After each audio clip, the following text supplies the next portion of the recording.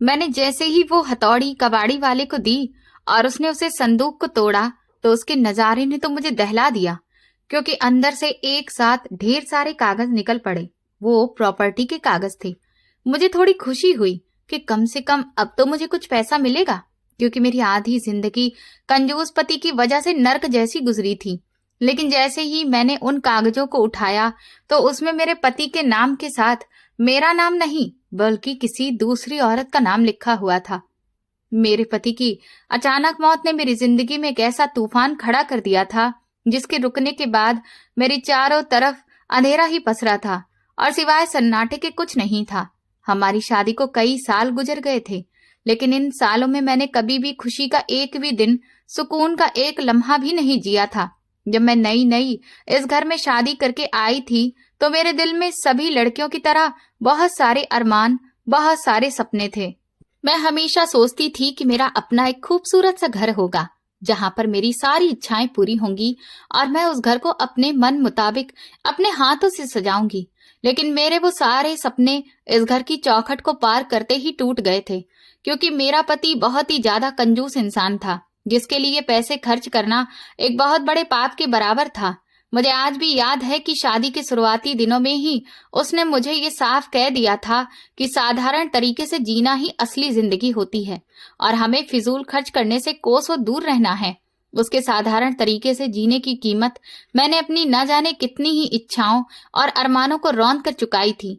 मुझे तो अब ये भी याद नहीं है कि आखिरी बार मैंने कब कोई नए कपड़े, साड़ी या सूट खरीदे थे, या फिर किसी भी पार्टी या प्रोग्राम में जाने के लिए अपनी पसंद की कोई चीज खरीद पाई थी।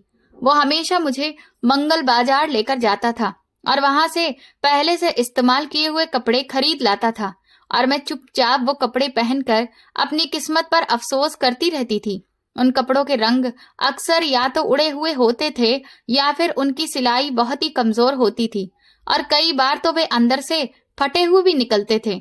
मेरी सैंडल या चप्पल जब भी टूट जाती या घिस जाती तो वो उन्हें बार बार ठीक करवाकर वापस मुझे पहनने को देता था। घर की हालत भी इन सब चीजों से कुछ अलग नहीं थी। दीवारों का रंग बिल्कुल फीका पड़ चुका था और फर्नीचर भी पुराना और टूटा हुआ था। जगह जगह से दीमक ने सब कुछ खोखला कर दिया था, लेकिन उसे कभी भी इन सब चीजों की कोई फिक्र नहीं रही। घर में खाने पीने और महंगी चीजों पर बहुत सख्त पाबंदी थी। हर महीने का राशन वो खुद ही बाजार से जाकर बहुत तोल मोल करके खरीद कर लाता था। कई बार महीने के अंत में मुझे रोटी के लाले पड़ने की नौबत आ जाती थी। वो एक एक पैसा गिन गिन कर खर्च करता था और अगर मुझसे कभी कोई छोटी सी गलती हो जाती या कोई चीज बर्बाद हो जाती तो वो कई कई दिन तक मुझ पर गुस्सा उतारता रहता था और मुझे ताने देता था। अगर मैं कभी बीमार पड़ जाती तो मुझे किसी अच्छे डॉक्टर के पास ले जाने की जगह वो घर के ही देसी नुस्खों से इलाज करने पर मुझे मजबूर करता था ताकि दवाइयों पर एक भी रुपया खर्च ना हो। मेरी जिंदगी बिल्कुल एक कैदी की तरह बन गई थी जिसका काम सिर्फ चुपचाप घर के कामकाज करना और अपने पति की कंजूसी पर मुंह बंद रखना था। फिर उसके अचानक इस दुनिया से चले जाने के बाद मेरे दिल में दुख तो था, लेकिन इससे ज्यादा मुझे अपने कमजोर भविष्य की चिंता सता रही थी। घर में खाने को कुछ भी नहीं बचा था और मेरे पास इतने पैसे भी नहीं थे कि मैं आगे के दिन सुकून से गुजार सकूं। रिश्तेदार भी शुरुआती दिनों में रहे और फिर वे भी अपने अपने घर लौट गए। मैं उस पुराने से घर में बिल्कुल अकेली रह गई थी। उस घर के कमरे में एक बहुत पुराना और भारी लोहे का बक्सा रखा था जिसे वो कभी किसी को हाथ भी नहीं लगाने देता था। उस पर हमेशा एक बड़ा सा और पुराना जंग लगा ताला लगा रहता था। मेरी नजर में वो सिर्फ एक कबाड़ का डिब्बा था जिसमें उसके पुराने कपड़े और कुछ बेकार चीजें रखी हुई थी। मैंने फिर फैसला किया कि मैं घर का सारा फालतू सामान और खास तौर पर वो पुराना बक्सा बेचकर कुछ पैसे जमा कर लूं ताकि आने वाले कुछ दिनों का गुजर बसर हो जाए और मुझे किसी के भी आगे हाथ न फैलाना पड़े। मैं मोहल्ले में रोज आने वाले एक रद्दी वाले को पुराना सामान खरीदने के लिए बुलाया। उसने घर का सारा बेकार सामान इकट्ठा किया। फिर उसकी नजर उस पुराने बक्से पर पड़ी। उसने बक्से को हिलाकर देखा और मुझसे बोला कि ये लोहा तो काफी वजनदार है और इसके आपको अच्छे पैसे मिल जाएंगे। मैंने तुरंत हाँ कह दिया क्योंकि मुझे इस वक्त पैसों की बहुत जरूरत थी। उसने बक्से को उठाने की बहुत कोशिश की, लेकिन वो कुछ ज्यादा ही भारी था। वो मुझसे कहने लगा कि मैं इसके अंदर का सारा सामान निकाल दूं ताकि इसे उठाने और बाहर ले जाने में आसानी हो सके। मैंने फिर एक बड़ी सी हथौड़ी उसे लाकर दी, जिसकी मदद से उसने उस बक्से का जंग लगा हुआ ताला तोड़ा। जब ताला टूट गया तो देखा कि अंदर सच में उसके पुराने और फटे हुए कपड़े और कुछ पुरानी किताबें और बेकार के डिब्बे पड़े थे। मैंने वो सारा सामान निकाल कर बाहर फेंक दिया। जब बक्सा बिल्कुल खाली हो गया तो उस आदमी ने उसे दोबारा उठाने की कोशिश की, लेकिन तब भी उसका वजन बहुत ज्यादा था। उसने फिर से बक्से को थोड़ा सा टेढ़ा किया और अंदर से ठोक बजाकर देखने लगा। तभी अचानक उसके हथौड़े की एक जोरदार चोट से बक्से के निचले हिस्से की एक परत टूट गई और अंदर का नजारा देखकर मेरे होश उड़ गए। वो बक्से की आखिरी परत नहीं थी, बल्कि उसके नीचे एक खुफिया तरीके से एक संदूक रखी हुई थी, जिसे बड़ी ही महारत के साथ छुपाया गया था। उस परत के टूटते ही अंदर से वो संदूक निकल आया। फिर हमने उस संदूक को खोला तो उसमें बहुत सारे कागज और छोटी छोटी किताबें जमीन पर गिर पड़ी। मैंने कांपते हुए हाथों से उन कागजों को उठाया। वो किसी साधारण चीज के कागज नहीं थे, बल्कि प्रॉपर्टी के कीमती कागजात लग रहे थे। इसके साथ ही हिसाब किताब की दर्जनों किताबें भी रखी थीं। मेरी आंखें ये सब देखकर फटी की फटी रह गईं और मेरा दिल जोर जोर से धड़कने लगा। वो शख्स जो सारी जिंदगी एक एक पैसे का मोहताज बनाकर रखता था, उसने मुझे कभी एक नई साड़ी तक नहीं दिलाई, जिसने मेरी सारी इच्छाओं को मिट्टी में मिला दिया। वो दरअसल लाखों करोड़ों का मालिक था। उस सब में दर्ज रकम को देखकर मेरा सर ही चकराने लगा था। शहर के सबसे महंगे एरियाज की जमीन और मकान उसके नाम पर थे और खातों में इतनी रकम मौजूद थी कि मैं 7 जन्म तक बैठकर खाती तो भी खत्म नहीं होती। मैं बड़े ही ध्यान से फर्श पर बैठी उन सारे कागजों को देख रही थी और मेरी आंखों से अपने आप ही आंसू बहने लगे। ये आंसू खुशी के नहीं थे, बल्कि दुख और तकलीफ के थे, जो मैंने उस इंसान की कंजूसी की वजह से अपनी हद तक की जिंदगी में बर्दाश्त की थी। मुझे ऐसा लग रहा था जैसे किसी ने मेरी सारी जवानी और मेरी पूरी जिंदगी मुझसे छीन ली हो। मैं सोच रही थी कि काश उसने अपनी इतनी दौलत का एक छोटा सा हिस्सा भी मुझ पर खर्च कर दिया होता तो मेरी जिंदगी कितनी अलग और सुकून भरी होती। लेकिन मेरी हैरानी और सदमा उस वक्त एक गंभीर झटके में और भयानक हकीकत में बदल गया था, जब मैं उन कागजों को और ज्यादा ध्यान से पढ़ा और उनमें आधी से ज्यादा प्रॉपर्टी और बहुत बड़ी रकम किसी और के नाम पर दर्ज की गई थी। वहां पर एक औरत का नाम लिखा हुआ था। वो नाम मेरे लिए बिल्कुल अनजान और नया था। धीरे धीरे मेरे हाथ पैर ठंडे पड़ने लगे और कांपने लगे। मैं जिस इंसान को सिर्फ कंजूस और जालिम इंसान समझती थी, वो मुझे धोखा भी दे रहा था। मेरे दिमाग में सवालों का एक भयंकर तूफान खड़ा हो गया कि आखिर ये औरत है कौन, जिसके लिए मेरे पति ने मुझे सारी जिंदगी पुराने और उतरे हुए कपड़े पहनाए हैं, मुझे एक एक पैसे के लिए मोहताज रखा और खुद भी भिखारी जैसी ही जिंदगी बिताई है। क्या वो उसकी दूसरी पत्नी है या फिर उसका कोई और रिश्ता था जिसके लिए उसने मेरी सारी जिंदगी बर्बाद कर दी। इन कागजों पर उस अनजान औरत का नाम देखकर मेरे आंसू और तेज बहने लगे और जलन की आग मेरे अंदर भड़क उठी। मेरे दिल दिमाग पर सिर्फ और सिर्फ बदले और सच्चाई को जानने का एक जुनून सवार हो चुका था।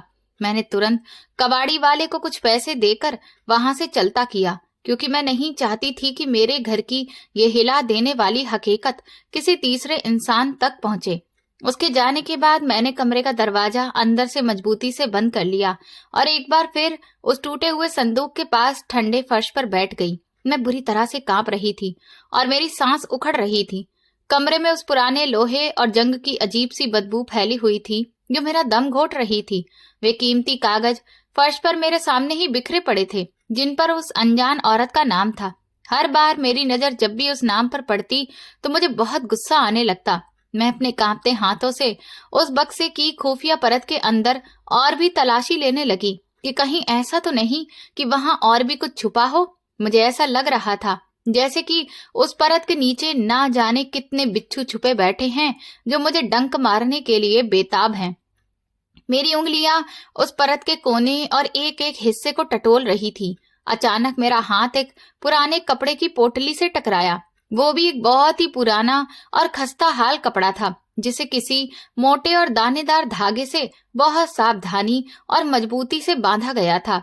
मैंने तेजी से उस धागे को खींचकर तोड़ा और उस कपड़े की परत को खोल दिया। उसके अंदर बहुत सारे पुराने लेटर्स का ढेर मौजूद था। वे लेटर्स इतने ज्यादा पुराने और खस्ता हाल हो चुके थे कि उनके किनारे छूते ही टूटकर गिर रहे थे और उनके कागजों का रंग भी गुजरे वक्त की सच्चाई बयां कर रहा था, क्योंकि वे बिल्कुल पीले पड़ चुके थे। मैंने एक अजीब सी बेचैनी और घबराहट के साथ उन चिट्ठियों की एक एक परत को खोलना शुरू किया। हर चिट्ठी के ऊपर भेजने वाले की जगह पर उसी अनजान औरत का नाम लिखा हुआ था, जिसका नाम उन प्रॉपर्टी के कागजों पर दर्ज था। उन लेटर्स को पढ़ते हुए मेरी आंखों के सामने मेरे पति की वो सारी हरकतें और उसकी खामोश जिंदगी की एक एक चीज किसी कहानी की तरह चलने लगी, जिससे मैं सारी उम्र पूरी तरह बेखबर रही थी। उन चिट्ठियों की लिखावट बहुत ही कमजोर और कांपते हुए हाथों की लगती थी, जो बिखरे शब्दों के साथ लिखी गई थी। कई जगह पर तो स्याही भी ऐसे फैली गई थी जैसे कि लिखने वाले के आंसू भी उन कागजों पर लिखते वक्त गिरे हों, जिस वजह से शब्द काफी धुंधले हो गए थे। मैंने एक एक करके वे सारे लेटर्स सावधानी से पढ़ने शुरू किए थे। उनमें लिखी हुई हर एक बात मेरे वजूद पर एक नए जख्म की तरह लग रही थी और मेरा दिल खून के आंसू रो रहा था। उन चिट्ठियों में किसी भयंकर किस्म की मजबूरी, बहुत गरीबी और जानलेवा बीमारी का जिक्र बार बार किया जा रहा था। वो औरत मेरे पति को लिख रही थी कि उसके पास अपने इलाज के लिए 1 रुपया भी मौजूद नहीं है और उसकी बीमारी दिन ब दिन उसके शरीर को अंदर ही अंदर खोखला करती जा रही थी। वो बड़ी ही बेबसी से रिक्वेस्ट करती थी कि उसे कुछ पैसे भेज दिए जाएं, ताकि वो कम से कम 2 वक्त की रोटी से अपना पेट भर सके और अपने दर्द को कम करने के लिए कुछ दवाइयां भी खरीद सके। उसमें भूख, गरीबी और मौत के साए की एक ऐसी खौफनाक दास्तान लिखी थी कि अगर वो कोई साधारण दिन होता तो शायद मेरा दिल पिघल जाता और मैं उस औरत के लिए भगवान से प्रार्थना भी करती। लेकिन उस वक्त मेरे दिल पर सिर्फ धोखा और जलन ही छाई हुई थी। मुझे ये बात किसी भी हाल में समझ नहीं आ रही थी कि वो औरत आखिर है कौन, जो इतने अधिकार और इतनी हक जताने वाली बनकर मेरे पति से पैसों के बारे में क्यों कह रही थी, और मेरा वो पति जो मेरे लिए 1 रुपया तक खर्च करने को कभी तैयार नहीं होता था, वो अपनी पूरी जिंदगी की जमा पूंजी और अपनी प्रॉपर्टी का इतना बड़ा हिस्सा चुपचाप उस औरत पर लुटा रहा था। मैं अपने अतीत के उन सभी सालों के बारे में सोचने लगी जब मैं घर में कभी कभी एक एक रोटी को तरस जाती थी, जब मैं अपने उन्हीं पुराने कपड़ों को बार बार सिलसिलाकर पहनने के लिए मजबूर होती थी, जब मुझे अपने मेकअप या किसी और चीज के लिए तरसना पड़ता था। इस समय में मेरा पति इस अनजान औरत की सारी जरूरतें और उसकी फरमाइशें पूरी कर रहा था। उन चिट्ठियों के एक एक शब्द को पढ़कर मुझे ऐसा महसूस हो रहा था जैसे मेरे पति और उस औरत के बीच में कोई बहुत ही गहरा रिश्ता हो, जिसे दुनिया की नजरों से पूरी तरह छुपा कर रखा गया था। मैंने उन चिट्ठियों के जो लिफाफे थे उन्हें भी उलट पलट कर ध्यान से देखना शुरू किया, ताकि मुझे उस औरत के रहने का कोई भी एड्रेस या कोई सुराग मिल सके। हर लिफाफे की परत पर एक ही एड्रेस दर्ज था और वो एक बहुत ही दूर दराज के पिछड़े इलाके का पता था। वो कोई ऐसा वीरान गांव या कोई छोटा सा कस्बा रहा था जिसका नाम भी मैंने अपनी पूरी जिंदगी में इससे पहले कभी नहीं सुना था, और मेरे उलझे हुए दिमाग में अजीबो गरीब और खौफनाक ख्याल आने लगे कि शायद मेरे पति ने मेरी पीठ पीछे वहां पर कोई दूसरी शादी कर रखी थी और वो औरत दरअसल उसकी दूसरी और खुफिया पत्नी थी, जिसे उसने दुनिया की नजरों से बचाकर दूर किसी अनजान वीरान गांव में छुपा कर रखा था। या फिर शायद वो उसके जवानी के दिनों की कोई पुरानी प्रेमिका थी, जिसकी मोहब्बत में वो इस कदर अंधा और दीवाना हो चुका था कि उसने अपनी पत्नी की जिंदगी को जानबूझकर नरक जैसा बना दिया था और अपनी सारी दौलत चुपचाप अपनी प्रेमिका के कदमों में लुटा रहा था। मैं जितना ज्यादा इन सब बातों के बारे में सोच रही थी, मेरा दिमाग उतना ही बुरी तरह से उलझता जा रहा था और मेरा गुस्सा बेकाबू होता जा रहा था। उन सभी चिट्ठियों में कहीं भी उस औरत ने अपने रिश्ते को साफ शब्दों में बयां नहीं किया था। वो बस अपनी दर्द भरी कहानी और पैसों को लेकर बार बार पूछताछ कर रही थी। मैंने एक लंबी और गहरी सांस ली और फिर उन सभी कागजों को एक साथ समेटा और उन्हें सावधानी से अपने पुराने बैग में डाल लिया। मैं किसी भी हाल में इस मामले को ऐसे ही अधूरा नहीं छोड़ सकती थी। मेरे दिल ने फिर फैसला कर लिया कि मैं उस अनजान औरत को हर हाल में ढूंढ कर ही रहूंगी, चाहे फिर अपने इस मकसद को पूरा करने के लिए मुझे दुनिया के किसी भी कोने में क्यों न जाना पड़े। मैं सामने से जाकर उससे मिलूंगी और उससे पूछूंगी कि आखिर उसके अंदर ऐसी क्या खास बात थी जिसकी खातिर मेरे पति ने मेरी सारी वफादारी, मेरी इतनी सेवा भावना और मेरे सारे बलिदानों को मिट्टी में मिला दिया था।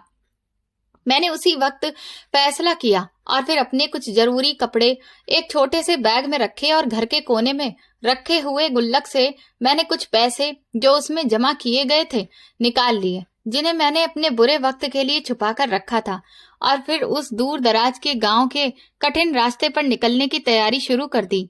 मेरा दिल सिर्फ और सिर्फ बदले की आग से धड़क रहा था और मेरी आंखों में अब नींद और सुकून का कोई भी निशान तक बाकी नहीं बचा था। मैं बस जल्दी से जल्दी उस एड्रेस पर पहुंचना चाहती थी और उस अनजान औरत का चेहरा अपनी आंखों से देखना चाहती थी जिसने मेरी जिंदगी की सारी खुशियां, मेरा सुकून और मेरा अधिकार मुझसे छीन लिया था।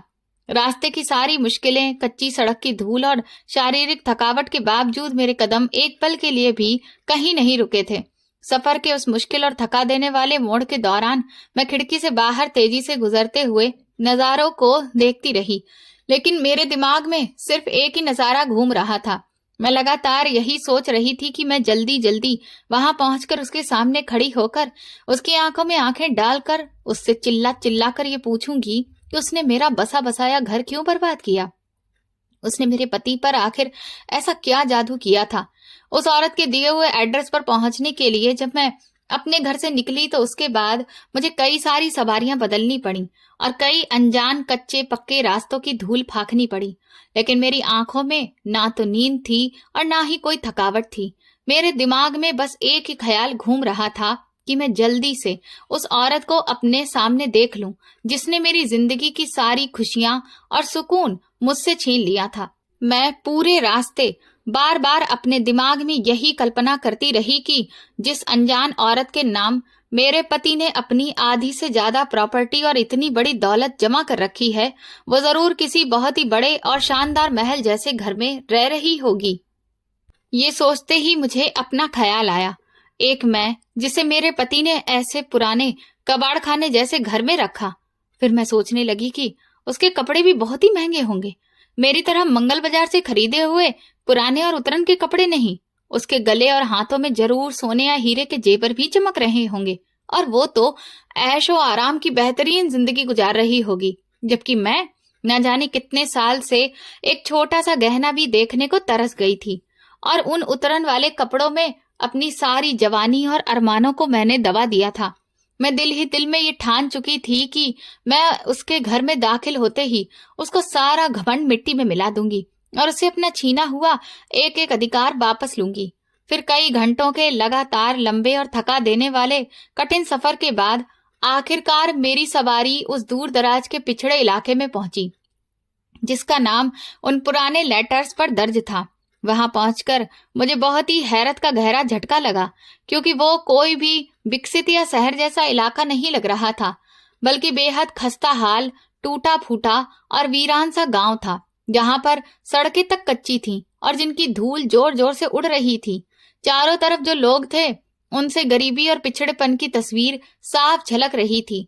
मैंने एक बार फिर एड्रेस पर लिखा हुआ पता पढ़ा और फिर उसे वहां पर रहने वाले कुछ लोगों से पूछा तो उन्होंने मुझे एक बहुत ही पतली और अंधेरी गली का रास्ता दिखाया। मेरे दिल में अजीब सी उलझन और बेचैनी पैदा होने लगी। इतनी दौलत लूटने वाली औरत आखिर इतने गरीब और बदबूदार इलाके में क्यों रहती होगी।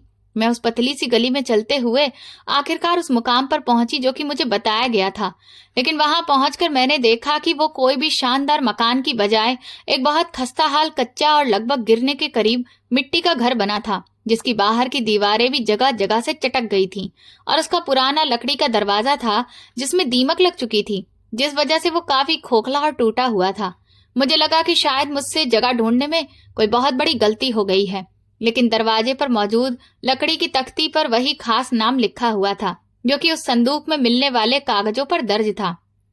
मेरा दिल जोर जोर से धड़कने लगा और मैंने कांपते हाथों से उस टूटे हुए दरवाजे को धक्का दिया, जो एक अजीब सी चरमराने की आवाज के साथ अंदर की तरफ खुल गया। घर के अंदर का नजारा देखकर मेरी हैरानी और गुस्से की जगह भयंकर सदमा और बेचैनी आ गई। वहां अंदर कोई खूबसूरत आंगन या फिर कोई भी सजा सवरा सामान नहीं दिख रहा था, बल्कि हर तरफ मौत जैसा सन्नाटा पसरा था। आंगन के कोने में एक पुरानी और टूटी हुई चारपाई बिछी थी, जिस पर एक गरीब सी बिना किसी हरकत के औरत पड़ी थी। मैं धीरे धीरे उस चारपाई के पास गई तो देखा कि वो बहुत ही कमजोर और हड्डियों का ढांचा बनी हुई थी, जिसकी आंखें अंदर की तरफ धसी हुई थीं और उसका चेहरा लंबी बीमारी और शायद खाना ठीक से ना मिलने की वजह से पूरी तरह से सफेद पड़ चुका था। उसके शरीर पर जो कपड़े थे वो मेरे पुराने कपड़ों से भी ज्यादा फटे हाल लग रहे थे। कमरे में चारों तरफ देसी जड़ी बूटियों की खाली शीशियां और एक अजीब सी बू फैली हुई थी। मैं उस नजारे को देखकर पत्थर हो गई। मेरा दिमाग ये मानने को तैयार नहीं था कि वही औरत है जिसके पास मेरे पति की लाखों की प्रॉपर्टी और बैंक का सारा पैसा मौजूद है। मैंने सोचा कि शायद ये कोई और है। वो औरत जिसकी मुझे तलाश है, वो तो कहीं और ही रहती होगी। मेरे कदमों की आहट सुनकर उस बीमार औरत ने बड़ी मुश्किल से अपनी गड्ढों में धसी आंखें खोली और फिर मेरी तरफ एक अजीब सी बेबसी और उम्मीद भरी नजरों से देखा।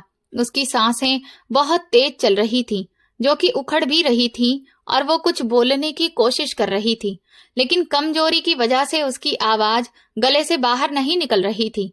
मैंने अपने अंदर के सारे गुस्से और उलझन को एक तरफ किया और बड़े ही शांत अंदाज में उससे पूछा कि क्या तुम वही औरत हो जिसका नाम प्रॉपर्टी के कागजों पर लिखा है?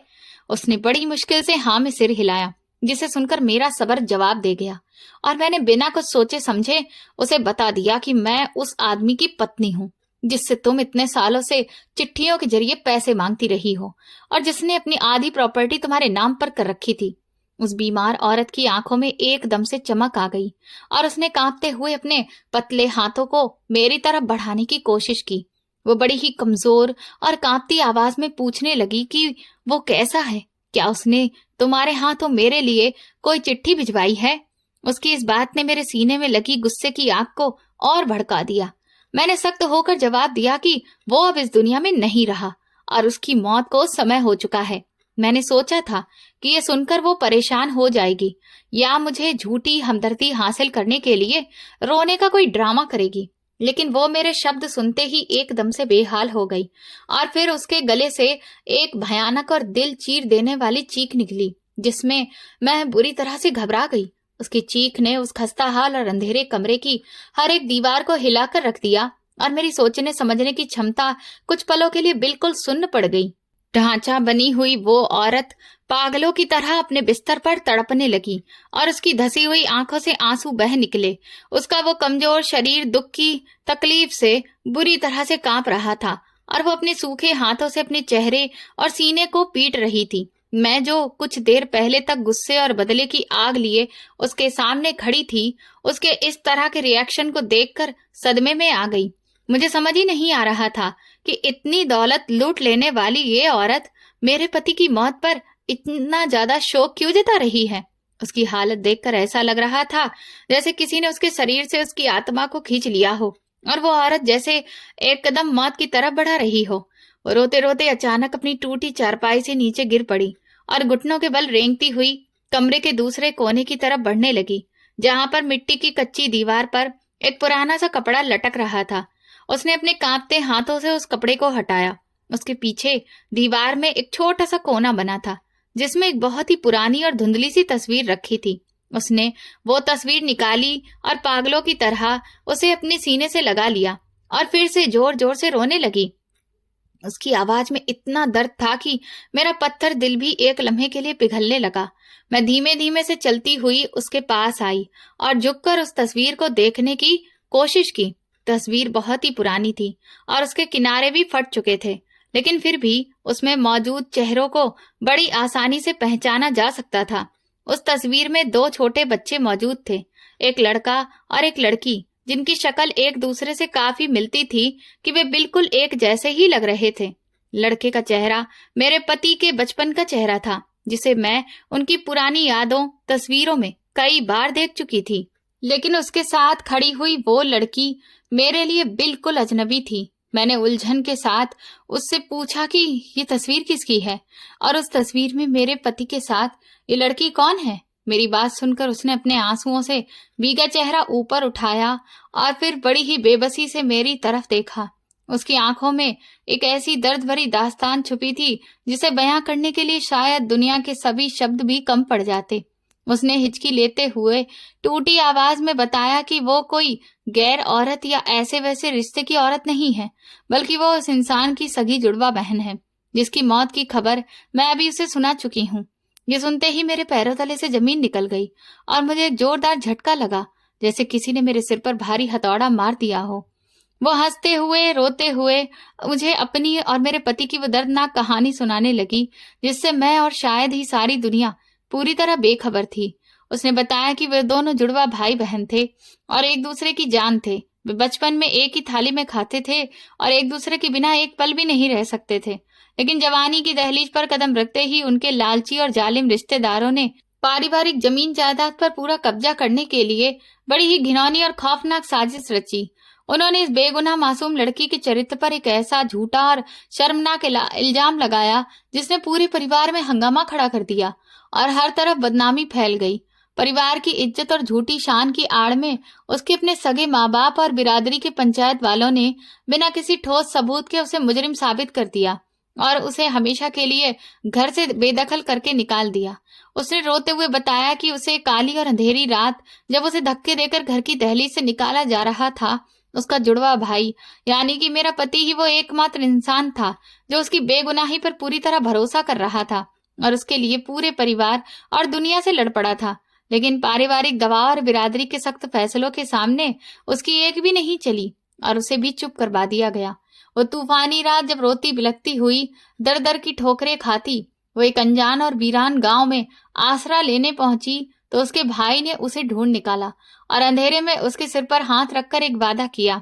उसने अपनी बहन की कसम खाकर कहा था कि चाहे दुनिया इधर की उधर हो जाए और चाहे उसे अपनी जान ही क्यों न देनी पड़े, वो अपनी बहन को कभी अकेला नहीं छोड़ेगा और उसके छीने हुए अधिकारों के बदले में उसे इतना पैसा और इतनी इज्जत देगा कि वो कभी किसी की मोहताज नहीं रहेगी। उस औरत ने अपने फटे हुए कपड़ों से आंसू पोंछते हुए बताया कि बीते सालों में जब वो एक अनजान जानलेवा बीमारी से लड़ रही थी जिसके इलाज के लिए बहुत सारे पैसों की जरूरत थी, तो वो गरीबी की चक्की में पिस रही थी। इस तरह के हालातों में उसका वही जुड़वा भाई उसका एकमात्र सहारा था। तब अपने वादे को निभाते हुए हर महीने उसके महंगे इलाज और गुजर बसर के लिए पैसे भेजता था। उसने अपनी दिन रात की मेहनत की कमाई से बनाई हुई आधी प्रॉपर्टी भी सिर्फ इसलिए उसके नाम पर कर दी थी ताकि अगर उसे कुछ हो जाए तो उसकी बीमार और लाचार बहन दर दर की ठोकरें ना खाए और कम से कम अपना पेट पाल सके। ये पूरा राज और परिवार की साजिश की सच्चाई सुनकर मेरा दिमाग सुन्न हो गया और मेरी सोचने समझने की क्षमता जैसे जवाब दे गई। वो इंसान जिसे मैं जिंदगी भर एक कंजूस, जालिम और बेदर्द इंसान समझती रही, वो मुझे और खुद को सारी जिंदगी की आड़ में पीस पीस कर जीने के लिए मोहताज करता रहा। वो दरअसल एक रखवाला था, एक बहुत अच्छा भाई था जिसने अपनी बहन की इज्जत और उसकी सांसों को बचाने के लिए अपनी सारी इच्छाएं और खुशियों को बेरहमी से मिटा दिया। मेरे दिमाग में अतीत के वो सारे नजारे एक फिल्म की तरह चलने लगे जब सर्दियों की ठिठुरती हुई रातों में वो एक पुराना और फटा हुआ कंबल ओढ़कर सो जाता था, लेकिन नया कंबल खरीदने से मना कर देता था। वो खुद पुराने और उतरे हुए कपड़े इसलिए पहनता था ताकि वो अपनी बीमार और ठुकराई हुई बहन के इलाज के लिए एक एक पैसा बचा सके। मुझे याद आया कि एक बार उसके जूते का तलवा पूरी तरह से घिस गया था और उन्हें फेंकने की जगह उसने मरम्मत कराकर पहनना शुरू कर दिया था। वो मुझे इसलिए कम खर्च करने पर मजबूर करता था और हर एक चीज का हिसाब मांगता था क्योंकि उसे अपनी बहन की जिंदगी बचाने वाली महंगी दवाइयों और उसकी बाकी जरूरतों के लिए पैसे इकट्ठा करने होते थे। उसने सारी जिंदगी अपने सीने में इस राज का बोझ बहुत अकेले उठाया और कभी मुझ पर जाहिर नहीं होने दिया कि वो किस बलिदान और मजबूरी से गुजर रहा है। वो मेरी कड़वी बातें और मेरे ताने चुपचाप सुन लेता था, लेकिन उसने कभी भी अपने वादे को नहीं तोड़ा। उसके चेहरे पर पड़ी हुई झुर्रियां और उसकी आंखों में मौजूद बेगुनाही की गवाही मुझे अंदर तक कचोट रही थी।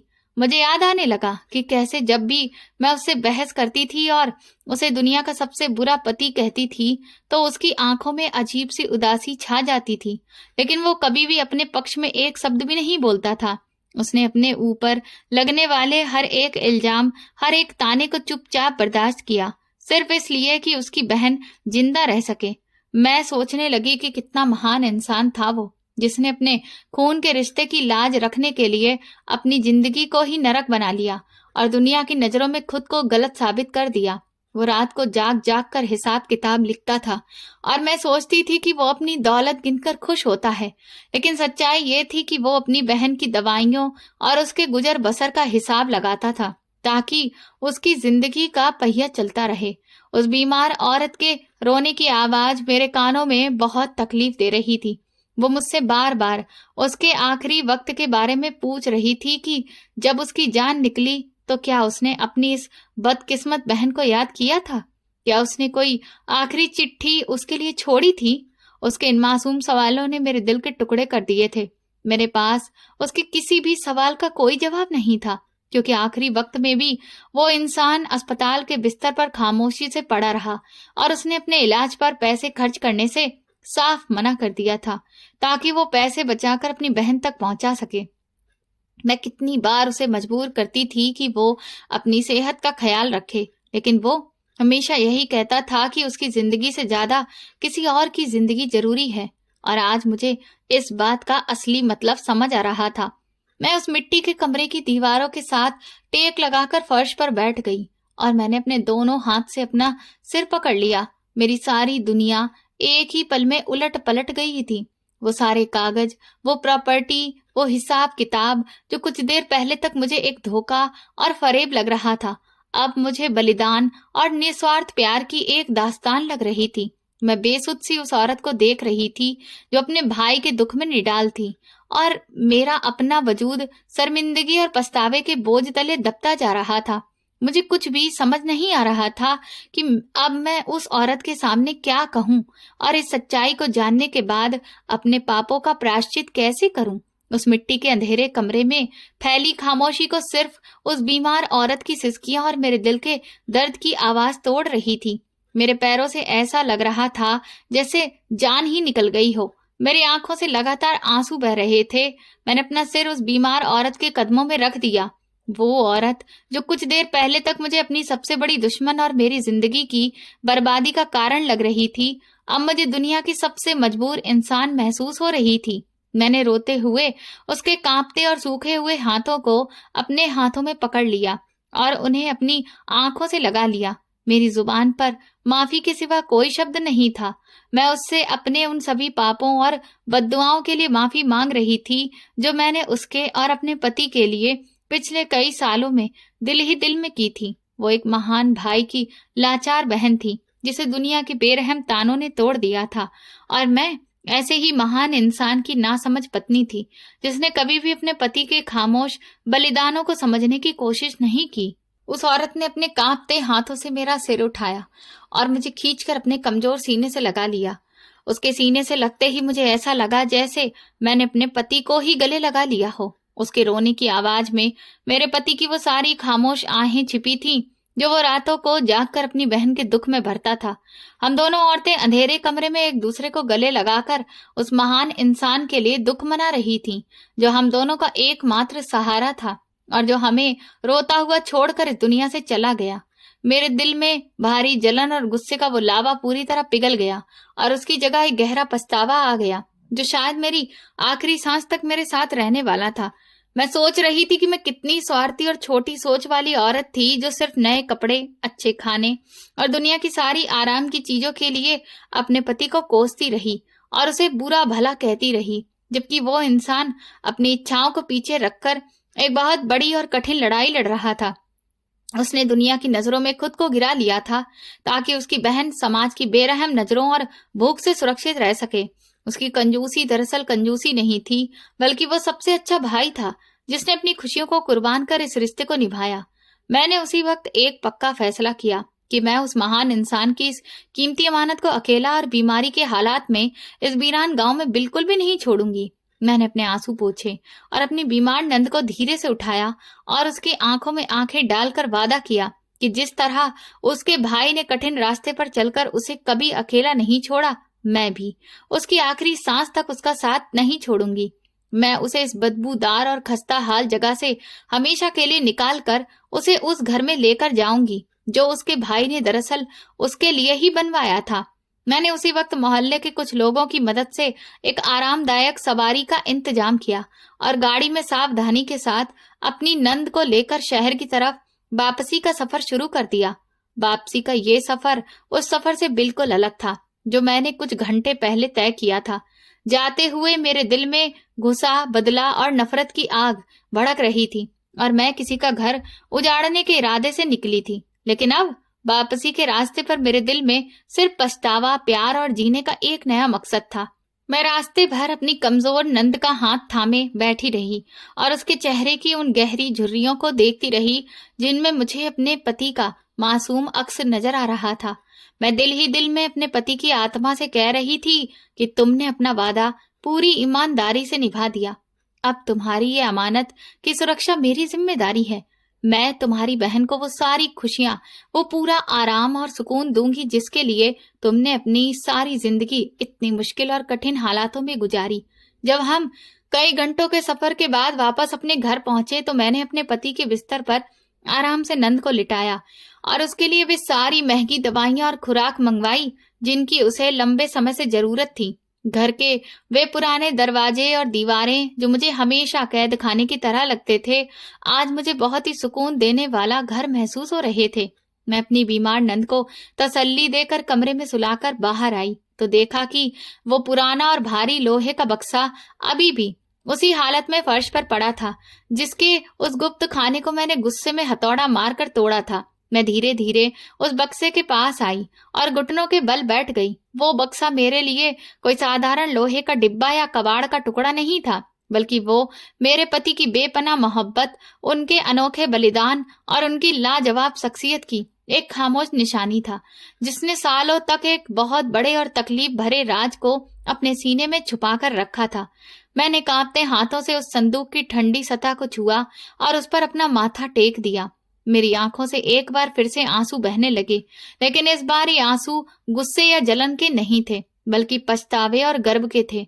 मुझे अपने पति पर बहुत गर्व हो रहा था कि मैं इतने अच्छे इंसान की पत्नी थी जिसने दुनिया की परवाह किए बिना अपने खून के रिश्ते को निभाया। फिर मैंने उन सारे कागजों को समेटकर वापस उसी संदूक में रख दिया क्योंकि मुझे अब इस सब से ना तो उलझन थी और ना ही नफरत। मैं जान गई थी कि दौलत और ये सब कुछ उस इंसान के सालों की वो मेहनत थी जो उसने अपनी मजबूर और ठुकराई हुई बहन के लिए जमा की थी।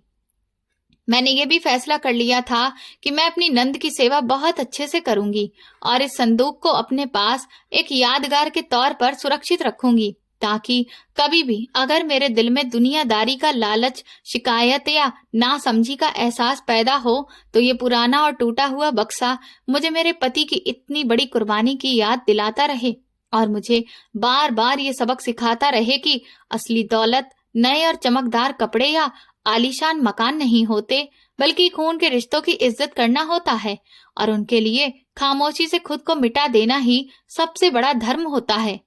उसी दिन के बाद मेरा सबसे पहला कदम अपनी नंद के इलाज के लिए पैसों को जोड़ना था और इसीलिए मैंने शहर के सबसे अच्छे वकील का पता किया और उनके पास पहुंची और उन्हें पूरी सिचुएशन साफ तौर पर बताई।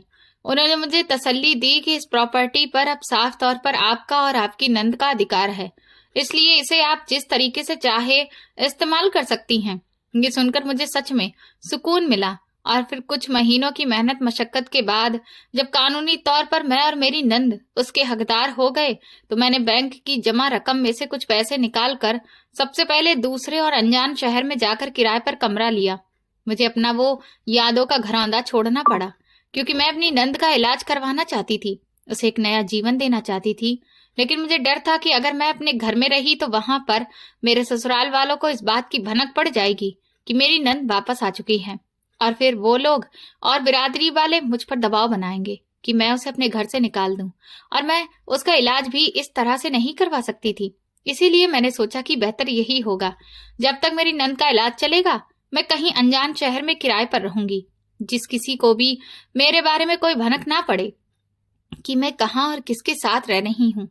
मैंने एक खूबसूरत जगह पर किराए का कमरा लिया जहाँ आसपास हरियाली हो, पार्क हो, ताकि वहां का माहौल हमें सकारात्मक ऊर्जा दे सके। क्योंकि मेरा मानना यह था कि अगर घर बेहतर जगह पर होगा और वहां सकारात्मकता होगी तो मेरी नंद अपनी बीमारी से और भी जल्दी रिकवर कर पाएगी। मैंने अपनी नंद के कमरे को बहुत ही खूबसूरत रंगों से पेंट कराया ताकि उन्हें उस कमरे में अच्छा लगे। इसके साथ ही बहुत खूबसूरत चीजों से मैंने उस कमरे को सजाया। वो कमरा उस घर का सबसे हवादार कमरा था। इसके बाद मैं उसे शहर के सबसे अच्छे डॉक्टर के पास लेकर गई, जिसने नंद के बहुत सारे चेकअप किए। उन्होंने कहा कि मेरी नंद की जो भी गंभीर बीमारी है वो ठीक तो हो जाएगी, लेकिन उसमें थोड़ा सा समय लगेगा और ये बीमारी सिर्फ दवाइयों से ही नहीं बल्कि एक अच्छी जीवन शैली और संयमित खान पान से ज्यादा जल्दी ठीक होगी। मैंने डॉक्टर की हर एक राय का अच्छे से पालन किया और ना सिर्फ नंद को समय पर दवा देने का ख्याल रखा बल्कि उनके खाने पीने से लेकर हर एक हेल्दी लाइफ स्टाइल को भी पूरा ध्यान रखा। रोज सुबह जल्दी उठकर मैं और मेरी नंद बाहर ताजी हवा में एक्सरसाइज करने और टहलने के लिए जाते थे। इससे ना सिर्फ उनका स्वास्थ्य बेहतर हो रहा था बल्कि हमारा रिश्ता भी एक नई ताजगी से भर गया था, क्योंकि हम ज्यादा से ज्यादा वक्त एक दूसरे के साथ बिता रहे थे और हमारा रिश्ता और भी ज्यादा मजबूत और गहरा होता जा रहा था। और फिर आखिरकार कई महीनों की कड़ी मेहनत के बाद वो दिन आया जब डॉक्टर ने नंद का चेकअप किया और रिपोर्ट में ये खुशखबरी हमें सुनाई कि मेरी नंद अब 80% तक अपनी बीमारी से रिकवर कर चुकी हैं। उस दिन मेरी नंद मुझे गले लगाकर फूट फूट कर रोने लगी और बोली कि भाभी, आप मेरे लिए फरिश्ते से कम नहीं हैं, क्योंकि आपने मुझे मौत के मुंह से वापस ला दिया है। जो काम मेरे भाई के इस दुनिया से अचानक चले जाने से अधूरा रह गया था, वो जिम्मेदारी आपने बखूबी निभाई है। आपने सच में मेरे भाई के प्रेम और उनके बलिदान का सच्चा मान रखा है। उसकी ये बात सुनकर मैं भी रोने लगी और मुझे दिल ही दिल में कहीं न कहीं एहसास हुआ कि मैंने जो अतीत में गलतियां की थी उनका कुछ तो पश्चाताप मैं कर पाई। इसके बाद हमने फैसला किया कि हम अब उस शहर में वापस लौटकर कभी नहीं जाएंगे, क्योंकि वहां पर लौटने का मतलब ये था कि एक बार फिर से परिवार और बिरादरी वालों के दबाव में आना। और मैं अब अपनी नंद को किसी भी हाल में अकेला नहीं छोड़ना चाहती थी और ना ही मैं अब दूसरी शादी करना चाहती थी। हालांकि मैं नंद को ये सुझाव दिया कि मैं उसकी शादी करवा देती हूँ, पर उसने साफ इनकार कर दिया। वो कहने लगी कि वो अब अपने लिए और मेरे लिए जीना चाहती है और अपने दम पर कुछ करना चाहती है। इसी वजह से हमने एक छोटा सा बिजनेस स्टार्ट किया जो कि आज बहुत अच्छा चल रहा है और हम एक खुशहाल और हेल्दी जीवन भी जी रहे हैं। दोस्तों, मैंने अपने जीवन की इस घटना से यही सीखा है कि हमें कभी भी किसी इंसान के बाहरी व्यवहार से उसका आकलन नहीं करना चाहिए, क्योंकि कई बार उसके व्यवहार के पीछे मजबूरियां और त्याग भी छुपा होता है जिन्हें हम समझ नहीं पाते। और रिश्तों के प्रति हमारा प्यार दिखावा या पैसे से नहीं बल्कि हमारी जिम्मेदारी और बलिदान से साबित होता है। साथ ही ये भी समझ आता है कि बिना पूरी सच्चाई जाने किसी पर शक करना या नफरत करना गलत हो सकता है, क्योंकि सच सामने आने पर पछतावे के सिवा कुछ भी नहीं बचता। दोस्तों, आप किस शहर से हमारी कहानी सुन रहे हैं और आपको ये कहानी पसंद आई हो तो कमेंट करके बताएं। इस वीडियो को लाइक करें, शेयर करें और हाइप दें। साथ ही चैनल को सब्सक्राइब करना ना भूलें। और अगर आपको मेरी मेहनत पसंद आई हो तो मुझे सुपर थैंक्स देकर अपना प्यार और सपोर्ट जरूर दिखाएं, ताकि मैं आपके लिए ऐसी ही शानदार कहानियां लाती रहूं। ये कहानी पूरी तरह से काल्पनिक है। इसमें दिखाए गए सभी पात्र, घटनाएं और स्थान सिर्फ मनोरंजन के उद्देश्य से रचे गए हैं। इसका वास्तविक जीवन या किसी भी व्यक्ति से कोई संबंध नहीं है। अगर कोई समानता पाई जाती है तो वो मात्र संयोग होगा। धन्यवाद।